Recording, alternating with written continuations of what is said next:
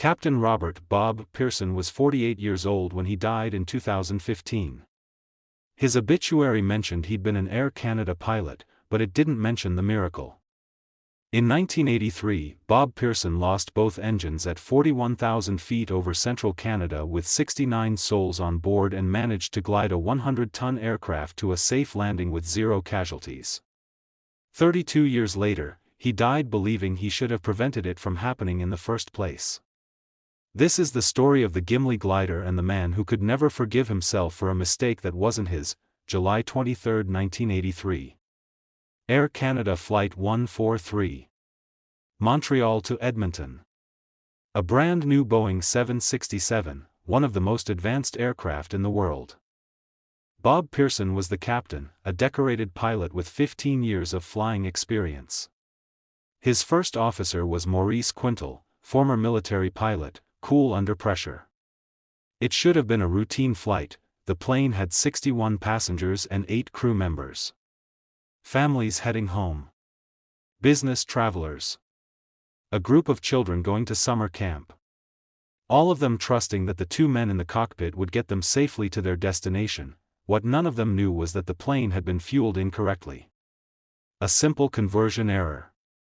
Canada had just switched to the metric system, and the ground crew had calculated fuel in pounds instead of kilograms. Flight 143 took off with less than half the fuel it needed. Nobody realized the mistake until it was too late. They were cruising at 41,000 feet, halfway through the flight, over the wilderness of central Manitoba. Suddenly, alarms began sounding in the cockpit. Engine indicators were flashing. Bob and Maurice exchanged glances. This wasn't supposed to happen. Not on a brand new aircraft. Not with modern systems designed to prevent exactly this kind of failure. The left engine died first.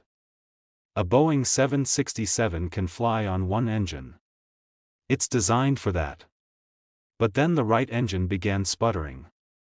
Within seconds, both engines were dead.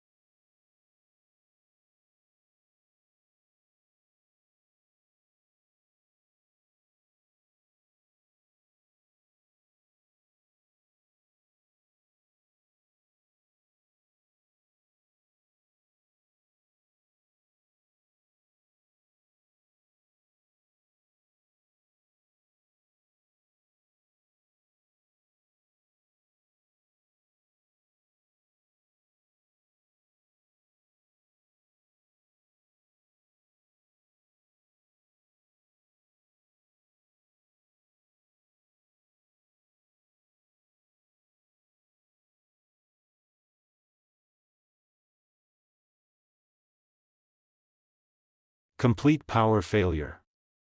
At 41,000 feet, Bob Pearson was piloting what was essentially a 100-ton glider with 69 people on board. The cockpit went eerily quiet. No engine noise. Just the whistle of wind over the fuselage and the frantic beeping of emergency systems. Most of the instruments went dark. The backup power system wasn't designed for this scenario. They had limited hydraulics, no thrust, and were losing altitude at 2,000 feet per minute. Bob's voice on the cockpit recorder was remarkably steady. "We need an airport." Now, Maurice was already calculating. At their rate of descent, they had maybe 15 minutes before they hit the ground.